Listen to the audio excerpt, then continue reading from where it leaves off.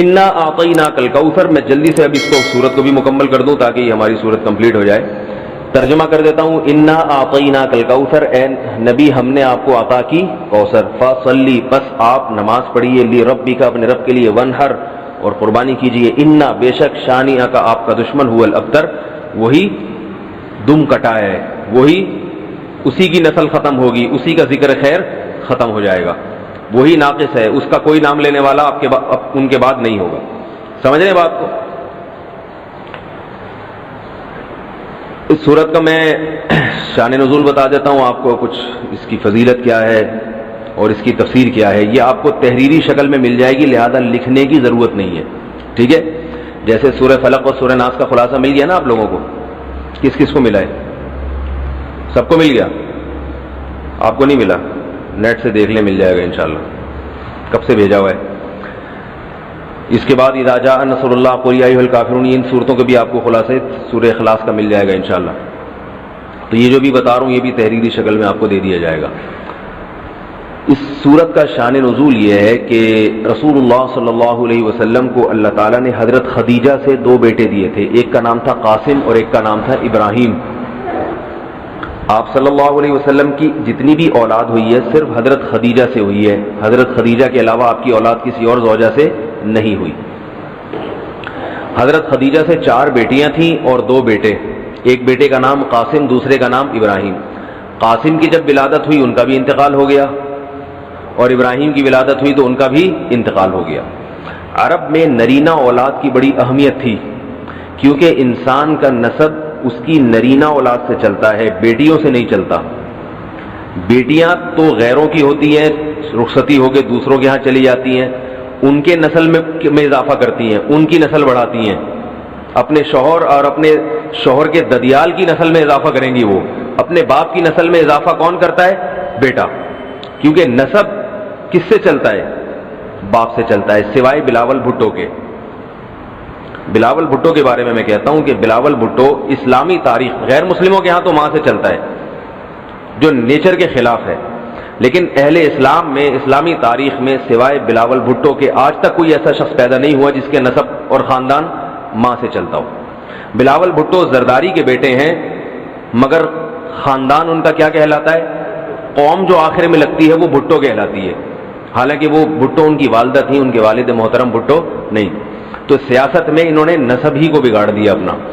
سمجھ رہے بات کو؟ تو یہ سیاسی لوگ اتنے خطرناک ہوتے ہیں کہ یہ اپنے باپ کے نسب کو بدل دیتے ہیں سیاست کے چکر میں، کیونکہ زرداری لگے گا تو ووٹ نہیں ملیں گے، ووٹ بھٹو کے نام کو کیش کرانا ہے. خیر، تو رسول اللہ صلی اللہ علیہ وسلم کے 2 بیٹے ہوئے، دونوں کا انتقال ہو گیا.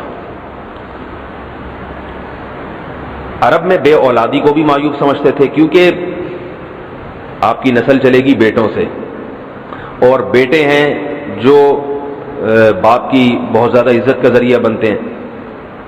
بیٹیوں کے اپنے فضائل ہیں، لیکن ظاہر ہے نسل بیٹیوں سے نہیں چلتی. تو جب نبی صلی اللہ علیہ وسلم کے دونوں بیٹے مر گئے، دنیا سے چلے گئے، تو عاص ابن وائل بہت بڑا دشمن تھا اہل اسلام کا، وہ اور قریش، دیگر قریش، وہ یہ کہنے لگے کہ محمد صلی اللہ علیہ وسلم معاذ اللہ ابتر ہیں. کیا مطلب؟ ان کی نسل ختم، اور ان کا نام لینے والا ان کے بعد دنیا میں کوئی نہیں ہوگا، کیونکہ بیٹے ہی نہیں ہیں. تو ریاض کون رکھے گا؟ اولاد ہی نہیں ہے، باپ دادا کے نام کون لے گا؟ اولاد تو ہے ہی نہیں، بیٹیاں ہیں. سمجھ رہے بات کو؟ آپ صلی اللہ علیہ وسلم کو اس طعنے سے تکلیف ہوتی تھی، تو اس پر یہ صورت نازل ہوئی کہ اے نبی، آپ کا ذکر ختم نہیں ہوگا، آپ کی روحانی اولاد بہت ہوگی. باقی اللہ نے آپ کو بیٹا کیوں نہیں دیا، یا دیا تو اٹھا کیوں لیا، اس کی حکمت ایک اور مقام پہ بیان کی گئی ہے، وہ میں بتاتا ہوں آپ کو بعد میں. لیکن بتایا گیا کہ اے نبی، آپ کا ذکر ختم نہیں ہوگا، بلکہ یہ جو کہہ رہے ہیں نا کہ آپ کو خیر نہیں ملی، ابتر اسے کہتے ہیں جس کی نسل میں، یا جس کو، کیونکہ جس کی اولاد نہیں ہے نا اس کو یہ سمجھا جاتا ہے، اور حقیقت بھی ایسا ہی ہے کہ بہت بڑی خیر سے محروم ہو گیا. وہ بڑھاپے میں خدمت کے لیے نہیں ہے، کاروبار سنبھالنے کے لیے کوئی نہیں ہے، دین کے مشن کو آگے لینے کے لیے، چلانے کے لیے نہیں ہوگا، اور تذکرہ نسل میں نہیں ہو سکے گا. تو یہ ساری بھلائیوں سے انسان محروم ہو جاتا ہے. تو نبی کو تسلی دی گئی انا اعطینا الکوثر، اے نبی ہم نے آپ کو خیر کوثر کہتے ہیں خیر کثیر کو، بہت زیادہ بھلائیاں ہم نے آپ کو عطا کر دی ہیں. کوثر سے نہر کوثر تو ہے، لیکن کوثر کا جو لغوی مطلب ہے، ڈکشنری میں جو مطلب ہے وہ کیا ہے؟ اصل میں حوض کوثر کو نہیں کہتے، بلکہ کسے کہتے ہیں؟ خیر کثیر. اے نبی ہم نے آپ کو خیر کثیر عطا کی ہے، جس میں کیا ہے؟ نبوت، عزت، آپ کا قیامت تک تذکرہ ہوتا رہے گا، یہ ساری چیزیں ہم نے آپ کو عطا کر دی ہیں. لہذا ان کے تانوں سے پریشان ہونے کی ضرورت نہیں ہے. ان کے نرینہ اولاد ہوگی تو بھی ان کا تذکرہ نہیں ہوگا، اور آپ کے نرینہ اولاد نہ ہو کے بھی آپ کی روحانی اولاد قیامت تک باقی رہے گی، اور آپ کا تذکرہ بہت زیادہ ہوتا رہے گا. یہ خیر کثیر ہم نے آپ کو عطا کی ہے. پھر اسی خیر کثیر میں سے ایک خیر حوض کوثر بھی ہے، جس کا نام کوثر اس لیے رکھا گیا کہ وہ ایک پانی کی نہر ہے جو نبی صلی اللہ علیہ وسلم کو قیامت کے دن دی جائے گی، اور آپ صلی اللہ علیہ وسلم خود بھی اس سے پئیں گے اور اپنے امتیوں کو بھی اس سے پلائیں گے. اس پانی میں بھی اللہ نے خیر کثیر رکھی ہے. وہ خیر کثیر کیا ہے وہ ابھی انشاءاللہ میں بتاؤں گا. تو اس کا مصداق یعنی یہ آیت منطبق ہوتی ہے حوض کوثر پر بھی، ٹھیک ہے. تو یہ تو اس کا شان نزول ہے کہ اللہ نے بتا دیا کہ یہ جو آپ پر طنز اور طعنے کر رہے ہیں یہ لوگ ہیں جن کی نسل ہے ختم ہونے والی، ان کا نام لینے والا کوئی بھی نہیں ہوگا. بڑے بڑے سرداروں کے نام تو لیا جاتا ہے ان کا آج، لیکن اچھے جذبے سے نہیں لیا جاتا، ان کا نام برائی کے طور پہ لیا جاتا ہے. یہ تو اس سورت کا ہو گیا شان نزول. اس سورت کی فضیلت کیا ہے؟ حدیث میں آتا ہے، صحابہ کہتے ہیں کہ ہم بیٹھے ہوئے تھے رسول اللہ صلی اللہ علیہ وسلم کے ساتھ مسجد میں، آپ صلی اللہ علیہ وسلم پر ایک دم کچھ غنودگی سی طاری ہوئی، بے ہوشی کی کیفیت طاری ہوئی جیسے وحی میں ہوتی تھی.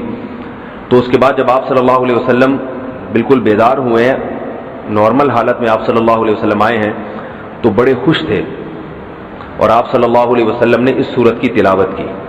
اللہ کے نبی پر جب وحی آتی تھی نا، تو جیسے ہی آپ صلی اللہ علیہ وسلم ہوش کی حالت میں آتے تھے تو فوراً ان آیتوں کی تلاوت شروع کر دیا کرتے تھے تاکہ میں بھول نہ جاؤں.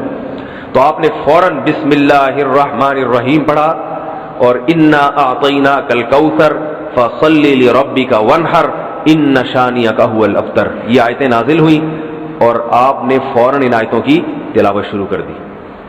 جب یہ شروع ہوئی تو صحابہ نے پوچھا یہ کوثر کیا چیز ہے؟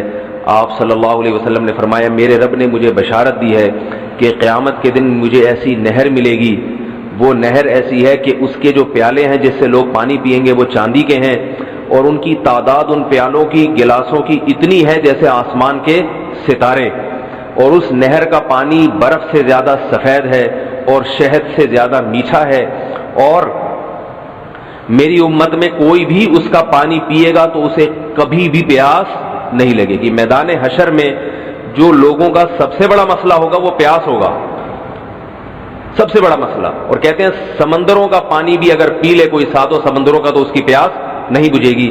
تو میرے اللہ نے مجھے یہ نہر دی ہے، جو میرا امتی اس سے پی لے گا اسے کبھی بھی ہمیشہ کے لیے اس کی پیاس ختم ہو جائے گی.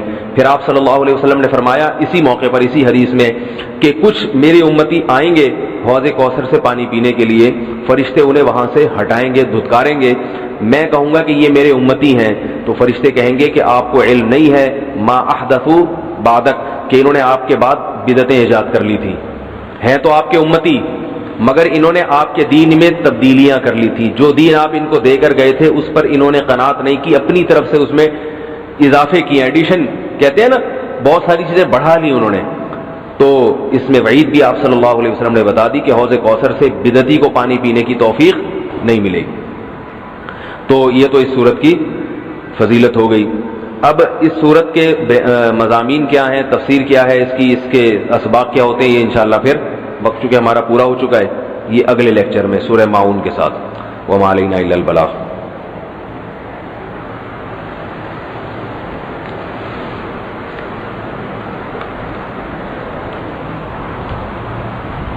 لاؤ بھائی برگر اور کولڈ ڈرنک وغیرہ بھی ملتا ہے.